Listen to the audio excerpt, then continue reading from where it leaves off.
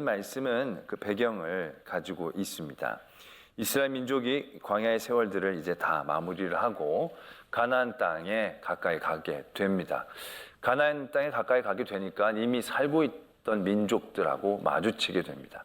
먼저 아모리 족속들의 나라를 들어가게 됩니다.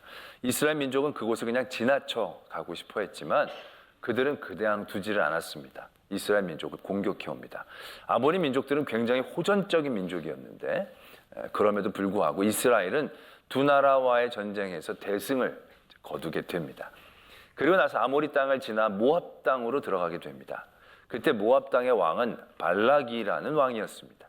이 왕이 걱정이 늘어지게 됩니다. 이게 자신들보다도 강했던 아모리 나라도 족속의 나라들도 다 여지없이 패배를 당한 것을 보고 굉장한 근심에 빠지게 됩니다. 그러다 한 가지 생각을 해낸 것이 그 당시 그 지역에서 용하다라고 소문난 발람이라는 영매를 불러다가 이 사람에게 이스라엘 민족을 저주하도록 부탁을 합니다. 왜? 이 사람이 복을 빌면 복을 받고 이 사람이 저주를 하면 저주를 받는다는 소문이 아마 자자했던 것 같습니다. 그래서 이 용하다라고 하는 이 발람을 청해서 이제 이스라엘을 저주하려고 했던 것이죠. 뭐 우여곡절 끝에 이제 발람이 조건을 달고 발락 왕에게로 옵니다. 내가 하나님이 내게 주시는 말씀만 전하겠다라는 조건을 가지고 발락 왕에게로 옵니다. 왕은 너무나 기뻐했죠. 발람이 굉장히 힘들게 왔으니까요. 그리고 나서 이스라엘 진영이 다 보이는 높은 곳으로 올라갑니다. 이스라엘 진영을 바라보면서 그들을 저주하기를 원했던 거죠. 발람이 제물을 놓고 하나님 앞에 나갔더니 하나님이 그의 입에 이스라엘을 축복하는 말씀을 주십니다. 이스라엘의 티끌을 누가 셀 수 있고 이들의 4분의 1을 누가 셀 수 있느냐. 그만큼 이제 이들의 힘이 강해질 것이다라는 걸 축복하는 거죠. 발락 왕이 굉장히 당황하게 됩니다. 아니 저주하라고 불렀더니 축복하고 있으니 얼마나 당황스럽겠습니까? 그래서 방법을 바꿉니다. 이제는 이스라엘 민족의 진이 다 보이니까 아마 압도당해서 그랬나 보다 싶어서 진의 끄트머리만 보이는 곳으로 이 발람이라는 사람을 데리고 갑니다. 그리고 다시 한번 이스라엘을 저주해달라고 부탁을 하죠. 그때 발람이 다시 한번 하나님 앞에 기도했을 때 하나님이 주시는 말씀이 오늘 우리가 읽었던 이 말씀입니다. 전체적으로 다 살펴보면 이렇습니다. 여러분들 제가 이 말씀을 다시 한번 이렇게 쭉 읽어드릴 터인데요. 여러분들이 발락 왕이다라고 생각하고 한번 들어보세요. 이스라엘 민족이 있고 이 민족이 저주를 당하기를 바라면서 발람이를 데려온 거예요. 그런데 이제 발람의 입술에서 나오는 말씀이 바로 이런 거라는 얘기죠. 하나님은 사람이 아니시니 거짓말을 하지 아니시고 인생이 아니시니 후회가 없으시도다. 어찌 그 말씀하신 바를 행하지 아니시며 하신 말씀을 실행하지 않으시랴. 내가 축복할 것을 받았으니 그가 주신 복을 내가 돌이키지 않으리라. 야곱의 허물을 보지 아니하시며 이스라엘의 반역을 보지 아니하시는도다. 여호와 그들의 하나님이 그들과 함께 계시니 왕을 부르는 소리가 그 중에 있도다. 하나님이 그들을 애굽에서 인도하여 내셨으니 그의 힘이 들소와 같도다. 야곱을 해야 할 점술이 없고 이스라엘을 해야 할 복술이 없도다. 이때 야곱과 이스라엘에 대하여 논할진대 하나님께서 행하신 일이 어찌 그리 크냐 하리로다. 이러한 이제 복을 선포합니다. 발락 왕이 너무 기가 막혀서 축복도 하지 말고 저주도 하지 말라고, 아예 입을 벌리지 말라고 그렇게 간청할 정도로 이 발람의 예언은 발락에게는 엄청난 충격으로 다가왔다는 것입니다. 다시 한번 정리하자면 바로 이런 얘기죠. 하나님은 사람이 아니시기 때문에 한번 결정한 거 되돌리시지를 않는다. 후회하시지를 않는다. 하나님이 이스라엘 민족을 복되게 하신다고 하셨으니 그 복은 계속될 것이다. 야곱이 잘못을 했다? 그거 신경 안 쓰신다는 거예요. 이스라엘이 반역을 한다? 하나님 그것도 신경 안 쓰신다는 거예요. 이미 복 주시기로 작정하셨으니까 하나님은 무슨 일이 있어도 이 민족을 복되게 하실 것이다 라고 말씀을 하고 계시는 거예요. 그러니 발락의 입장에서는 얼마나 기가 막히겠어요. 아니 이제 방법이 정말 없단 말인가. 아니 야곱이 허물을 저질러도 이 하나님을 배반을 해도 아니 보지 아니하신다는 건 너무한 것 아니냐. 아니 우리가 이스라엘에 비해서 뭐가 그렇게 부족하다고, 우리가 얼마나 뭘 그렇게 많이 잘못했다고, 아니 이스라엘만 저렇게 복 주시고 우리는 완전히 제껴 놓으신다는 저런 식으로 얘기를 하시는가. 절망할 수밖에 없는 그런 하나님의 예언이 바로 오늘 우리가 읽은 이 말씀 안에 포함되어 있다는 것이죠. 우리는 이 말씀을 통해서 하나님의 함께 하심이 어떤 성격을 갖고 있는지를 발견하게 됩니다. 바로 뭐냐면 하나님의 함께 하신 하나님의 사랑하심은 엄청나게 편애적입니다. 합리적인 그런 게 아니고요. 편애하시는 겁니다. 편애하시는 거. 아예 한 번 사랑하면 뒤도 옆도 보지 않고 그냥 사랑하시는 거예요. 뭐 여러 이유, 말이 필요가 없는 거예요. 그냥 사랑한다 라는 것을 오늘 표현하고 계신다는 것이죠. 우리가 성경에서 보면 편애하는 사람의 대표적인 사람 중 한 사람을 들라고 한다면 야곱을 들 수 있을 것입니다. 야곱이 11번째 아들 요셉만 엄청 편애를 하잖아요. 근데 그때 성경에서 보면 왜 야곱이 그렇게 요셉을 좋아했냐? 말씀은 이유를 이렇게 적고 있어요. 요셉은 노년에 얻은 아들이므로 이스라엘이 여러 아들들보다 그를 더 사랑했다. 말씀은 이렇게 적고 있어요. 근데 솔직히 이게 별로 큰 이유가 되지 않는 게 우리는 이 말씀만 딱 듣고 나면 어떤 느낌을 받느냐면 10째까지는 꽤 젊었을 때 낳고 11번째인 요셉은 굉장히 나이 터울이 늦둥이처럼 적어도 한 7, 8살, 10살 정도 뒤에 늦둥이처럼 태어났나 보다. 그래서 늦둥이처럼 태어나서 너무 예쁜가 보다. 이제 우리는 이렇게 생각할 수 있겠지만 솔직히 말씀을 그 앞에 살펴보면요. 나이 차이가 그렇게 나지를 않아요. 야곱이 외삼촌 집에 와서 7년 동안 봉사하고 그 다음에 결혼을 해요. 결혼을 하고 나서 7년 동안 말씀이 아이를 11명을 낳고 있는 것으로 적고 있어요. 그게 딱 그 안에 이루어졌다라고 볼 수 없을 수도 있겠지만 그러나 그 뒤에 6년 더 봉사하고 야곱이 자기 고향으로 돌아갔을 때 라헬과 요셉은 걸어서 움직일 수 있었던 그런 상황인 거죠. 따지고 보면요. 이 첫째 르우벤하고 요셉의 나이 차이는요. 7살 내지 10살 정도 보는 게 타당하다는 겁니다. 아니 11명이 있으니까 뭐 그 정도 차이는 날 수가 있잖아요. 그러니까는 이 10번째랑 11번째가 뭐 엄청난 시차를 두고 늦둥이처럼 요셉이 난 게 아니에요. 대부분 다 노년에 난 거예요. 그 따지고 보면요. 그런데 성경은 그냥 그 이유를 적고 있다는 겁니다. 어차피 우리가 좀 합리적인 이유를 따진다고 한다면 사랑하는 라헬의 아들이기 때문에 라던가 라헬이 베냐민을 낳다가 돌아가시거든요. 그러니까 일찍이 엄마 없이 자란 아들이기 때문에 측은지심이 있어서 더 사랑했다. 뭐 이런 이유를 든다면 더 합리적일 거예요. 근데 성경은 그 이유를 들지 않고 노년에 얻은 아들이므로 이라고 적고 있다는 거. 이거는 한마디로 사랑하는 게 특별한 이유가 있는 게 아니다 라는 의미처럼 다가온다는 것입니다. 하나님의 이런 편애적인 사랑은요. 이러한 구조를 갖고 있는 거예요. 우리들 가운데 그런 생각을 해본 경우가 있을 겁니다. 하나님이 나를 왜 사랑하시지? 하나님이 나를 왜 이렇게 좋아하시지? 나를 왜 믿게 하셨지? 뭔가 내가 이런 은혜를 받고 믿음의 자리에 있게 되고 하나님 앞에 사랑을 받는 이유가 뭔가 궁금할 때가 있어요. 내가 뭘 그렇게 잘했길래 내가 이렇게 사랑을 받을까? 은혜를 받을까? 좀 그런 생각 좀 해보세요. 여러분들이 얼마나 사랑을 많이 받고 있는데 그런 생각도 안 해보고 당연한 듯이 정말 안 되는 거예요. 그렇죠? 저는 그런 생각을 해볼 때 이유가 떠오를 때가 있습니다. 내가 그때 헌신을 해서 내가 그때 착한 마음을 먹어서 그때 그 사람을 도와줘서 내가 그때 내가 뭐 금식을 해서 아니면 우리 부모님이 날 위해 기도를 많이 해줘서 뭔가 내가 지금 누리고 있는 이 믿음의 은혜나 여러 가지 사랑의 이유들이 뭔가 이유가 있는 것처럼 우리가 생각하고 싶어 할 때가 있다는 거죠. 물론 그런 이유로 하나님께서 복 주시고 은혜 주시는 것도 없지 않아 있을 수 있을 것입니다. 근데 이게 뒤집어 놓고 보면 굉장히 위험한 구조입니다. 왜냐? 내가 뭘 잘해서 사랑을 받았다라고 한다면 내가 사랑받지 못하고 버림받은 일들은 나는 하나도 안 했을까? 그런 식으로 생각해 보면요. 아주 소름이 돋습니다. 내가 잘한 짓은 몇 개 안 돼요.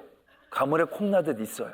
내가 그것 때문에 사랑을 받겠구나 생각을 하지만 내가 미움받고 버림받고 벌받을 이유를 생각하면요. 밑도 끝도 없이 많아질 거예요. 부모님들이 날 위해 기도해 주셨기 때문에 내가 부모님의 은혜를 받은 것일 수도 있겠지만 부모님이 잘못한 것 때문에 내가 벌을 받는다면 부모님이라고 완벽하지 않으시니까 굉장히 위험한 구조가 되는 거예요. 우리는 내가 사랑을 받고 은혜를 받고 믿음의 자리에 있는 것이 어떤 나로부터의 이유가 있는 것 같은 그런 생각을 갖고 싶어 할 때가 있다는 거예요. 그리고 굉장히 어리석고도 위험한 거예요. 하나님이 우리를 사랑하시고 하나님이 우리와 함께 하시는 이유는 우리에게 있으면 안 돼요. 그러면 큰일 나는 거예요. 처음부터 하나님 편에서만 있었던 거예요. 하나님이 부르시고 택하시고 사랑하시고 함께 하시는 하나님의 그 편향적인 사랑이 우리를 향하고 있었기 때문에 우리가 지금 이 자리에 있다는 것을 깨달아야 한다는 거예요. 아브라함이 하나님의 본토 지척 아비집을 떠나라고 그랬더니 순종하면서 떠났어요. 그래서 복 받았어요?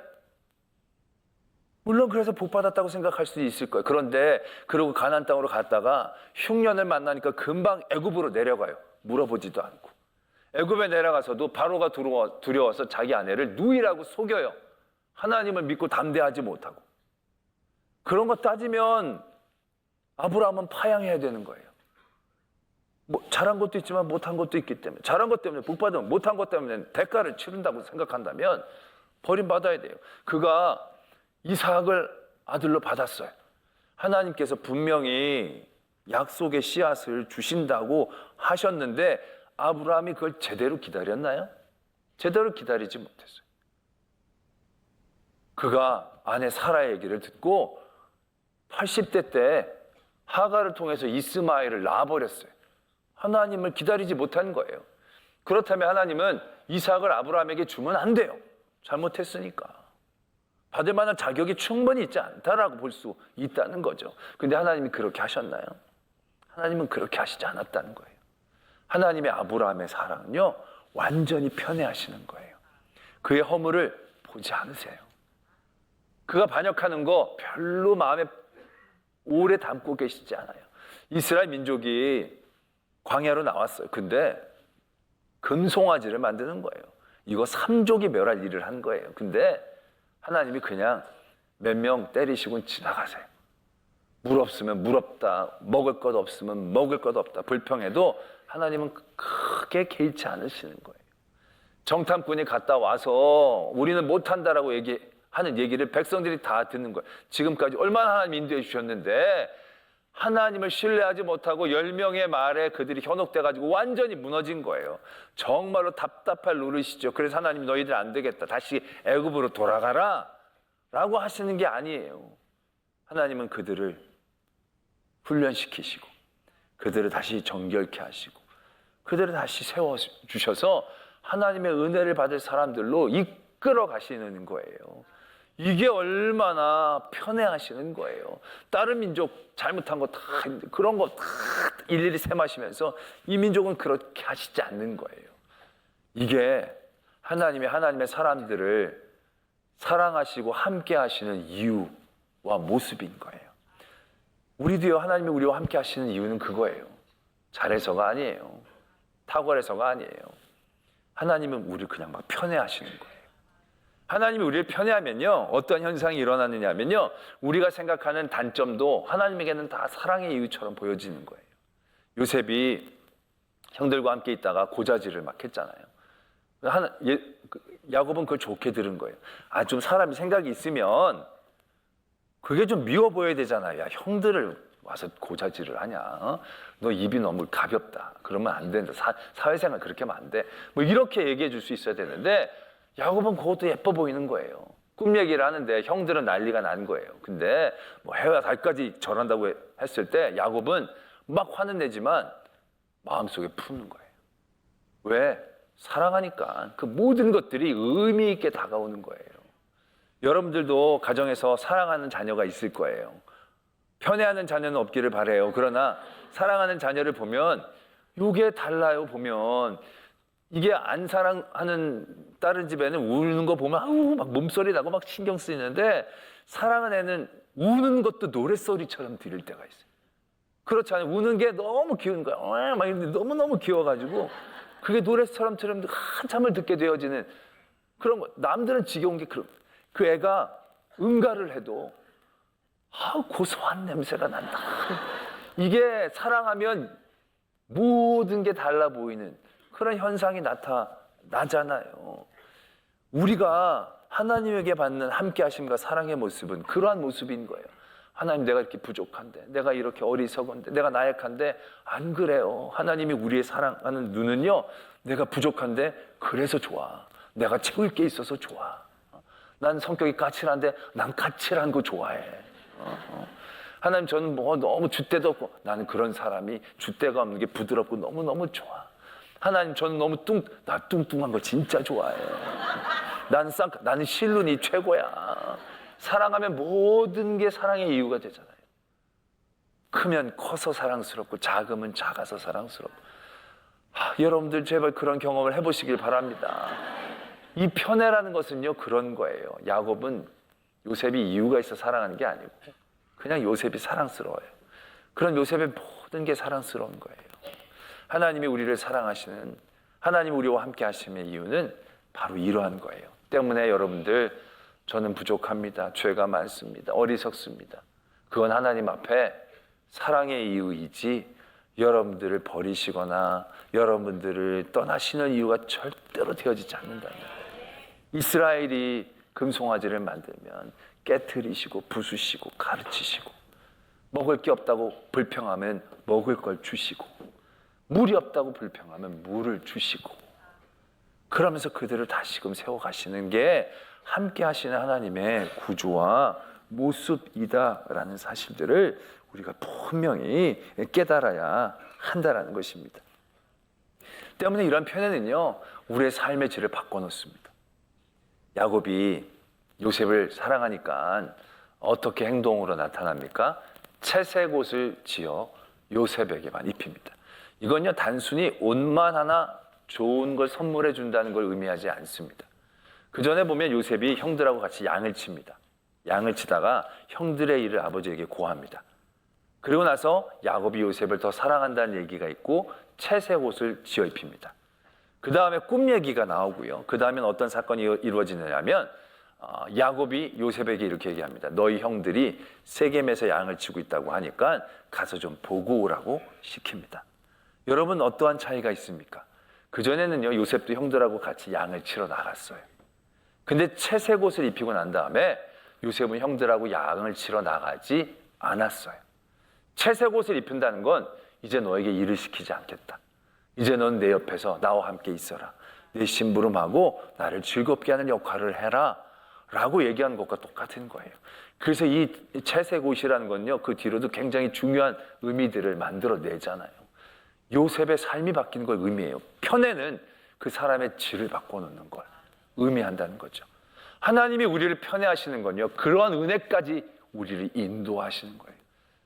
말씀에 보면 하나님이 그들을 애굽에서 인도하여 내셨으니 그의 힘이 들소와 같도다. 이스라엘 민족은 430년 동안 종살이 하다가 광야에서 40년 지냈어요. 그들이 광야에서 뭘 할 수가 있었겠어요? 뭘 경험을 많이 했겠습니까? 그 단조로운 광야의 세월들. 그러나 그들은 그들도 모르게 들소와 같은 힘을 갖게 된 거예요. 종으로 살았던 그들이 이제는 자유인으로서 완전히 신분이 바뀌어지는 은혜의 자리에 그들이 서게 되어졌다는 걸 그들 스스로가 깨닫게 되어지는 거예요. 아니, 아모리 사람, 아까도 말씀을 드렸지만 이 사람들은 늘 도적질하는 게 업인 민족이에요. 얼마나 잘 싸우는 민족이겠어요. 근데 그 민족과 한 번도 싸워본 적이 없는 이스라엘 민족이 전쟁에서 압도적인 승리를 거두는 거예요. 그들에게 주신 하나님의 편애적인 사랑과 함께 하심은 놀라운 그들의 삶의 질을 바꿔놓는 영향력, 그러한 역사로 나타났다는 것을 발견하게 되는 대목이죠. 하나님이 우리를 택하시고 부르신 것도 똑같은 과정이잖아요. 우리가 뭘 잘해서 우리에게 어떤 이유가 있는 게 아니라 하나님이 우리를 사랑하셔서, 하나님이 세상을 이처럼 사랑하셔서 우리에게 오셔서 우리에게 자기의 핏값을 내어주시는 거예요. 그때 우리가 죄의 종에서 하나님의 자녀로 완전한 질이 바뀌어졌다는 것을, 완전한 은혜를 누리게 되어진다는 것을 제가 깨달을 줄로 믿습니다. 그럼 아멘을 하셔야 돼요. 완전히 질이 바뀌는 걸 깨달으셔야 될 줄로 믿습니다. 바로 이러한 은혜가 우리에게 주어진 거예요. 우리가 세상에서는 알아주지 않아서 잘 실감은 하지 못하지만 하나님의 이러한 전적인 편애적인 사랑은 우리의 질을 바꿔놓은 거예요. 우리가 지금 이렇게 하나님 앞에 나와 예배할 수 있다는 것만으로도 얼마나 놀라운 은혜를 우리가 누리고 있는지 우리가 스스로 인정할 수 있어야 된다는 거예요. 그런데 이러한 우리와 함께 하시는 하나님의 은혜와 사랑의 모습이 편애적인 모습이기 때문에 우리는 이걸 더 잘 이해하고 주의 깊게 우리의 삶으로 옮겨낼 수 있어야 한다는 거예요. 왜냐하면 편애는 그림자를 만들어냅니다. 편애는 상처를 만들어냈죠. 우리가 잘 알다시피 야곱이 요셉에게 채색 옷을 입힙니다. 그리고 자기가 데리고 있습니다. 그리고 아까 말씀을 드렸을 때 너희 형들이 세겜에서 양치고 있으니까 한번 찾아가서 보고 오라고 시킵니다. 그래서 요셉이 형들을 찾아 나섭니다. 쉽지 않게 막 헤매다가 도단해서 형들을 만나게 되죠. 그리고 멀리서 형들을 바라보며 반갑게 요셉은 형들에게 나갔을 것입니다. 근데 그때 말씀해 보면 형들이 멀리서 오는 요셉을 바라보면서 어떻게 행동했느냐? 보라, 꿈꾸는 자가 오는도다 라고 얘기하면서 죽이기를 꾀했다. 죽이기를 꾀했다라고 말씀을 적고 있습니다.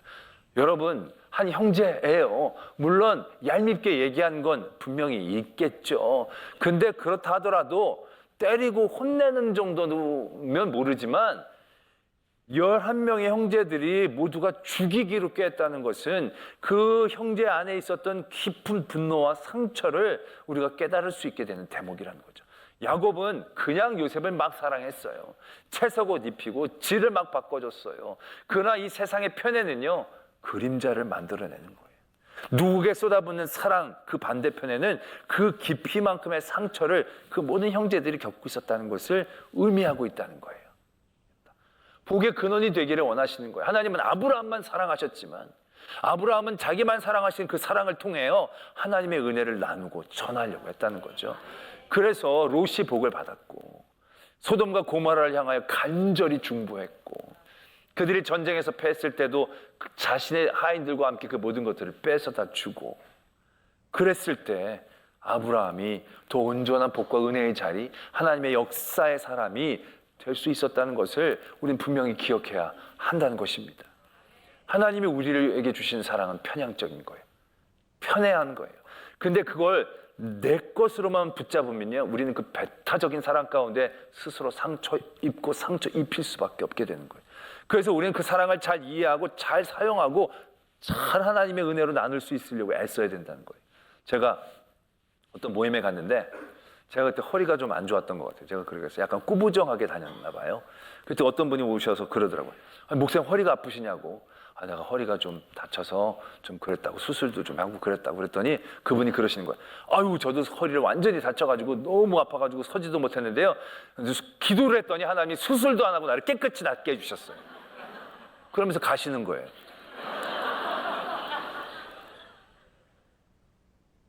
이게 뭐지 싶은 거예요. 곱씹으면 곱씹을수록 기분이 참 더러워지는 거 있잖아요. 아니, 나는 기도를 안 한 건가? 나는 기도를 안 해서 수술까지 했고 믿음이 부족해서 아직도 허리가 꾸부정한 건가? 아니, 오케이, 허리가 아팠어. 그래서 기도해서 나은 거 좋아요, 좋아, 감사해요. 그런데 아니, 그러면 자기가 감사하고 열심히 뛰어다니면서 내 뭘 좀 들어주던가 애써주던가 하면 좋지, 거기서 자기 잘한 것만, 난 것만 자랑하고 가버리면 나는 어쩌란 말이에요 도대체. 우리가 하나님의 은혜를 입어 그렇게 될 수 있어요. 하나님이 나만 사랑해서 나만 고쳐주신 적 있을 거예요. 다른 사람들은 다 힘든데 나만 괜찮은 적이 있을 거예요. 근데 그때 내가 하나님이 날 사랑하셔서 나만 배불렀어, 그렇게 얘기하는 게 맞는 걸까요? 그게 하나님을 전하는 걸까요? 다 아픈데 나만 고쳐주셨어. 다 코로나 걸렸는데 나만 안 걸렸어. 내가 아직 얘기 한 번도 안 했잖아요. 나 아직 코로나 걸린 적 없다고. 기도 안 해서 다 걸린 거예요, 여러분들은. 나 이 말 한 적 없잖아. 이러라고 그런 게 아니라는 거예요. 내가 나았으면 나은 걸 자랑하는 게 아니고 나와서 내게 주신 힘과 여력을 통해요 그들을 돕고 그들을 위해 기도할 수 있어야 되지 않겠냐는 거죠. 나은 걸 나한테 얘기하면 무슨 의미가 있어? 목사님 허리 아프시냐고. 저도 많이 아팠었습니다. 제가 기도해 드릴게요. 그러면 됐지. 자긴 기도해서 낫다고, 수술 안 하고 해서 낫다고. 그게 무슨 소용이 있어, 무슨 소용이. 하나님의 우리를 향한 그 편애적인 사랑, 그 사랑은 우리가 그 사랑으로 나누고 베풀 때 진정한 능력이 있는 겁니다. 예수님이 날 위해 오셨고 날 위해 죽으신 거예요. 편애적인 사랑을 주신 거예요. 그래서 나만 구원받으면 그게 그 은혜에 대한 합당한 반응이냐는 거죠. 아니죠. 나도 그런 은혜를 받았으니 그 은혜를 나타내고 전하기 위해 아직 구원받지 못한 이들을 위해 애쓰고 힘써야 되잖아요. 나는 구원받았다, 나는 살았다가 아니라 모두가 구원받기를 원합니다. 모두가 살기를 원합니다. 나도 자격도 없이 능도 없이 하나님이 함께 하시고 사랑해 주셨으니 여러분들도 그럴 수 있습니다 라고 얘기해야 그것이 하나님이 나에게 주신 그 편애적이고 편향적인 사랑이 또 다른 역사가 되어 흘러갈 수 있는 모습이 되어지지 않겠느냐는 것이죠. 오늘 우리 하나님이 우리와 함께 하심에 그 사랑의 모습을 잘 깨닫고 그 사랑이 온전한 사랑이 되어지기 위해서 내 것으로만 품지 마시고 그 사랑을 나누고 흘릴 수 있는 그러한 거룩한 도전들 있을 때 하나님이 나만 사랑하시는 그 사랑의 온전한 깊이와 높이와 넓이들을 깨닫고 누릴 수 있는 저와 여러분들이 되어질 줄로 믿습니다.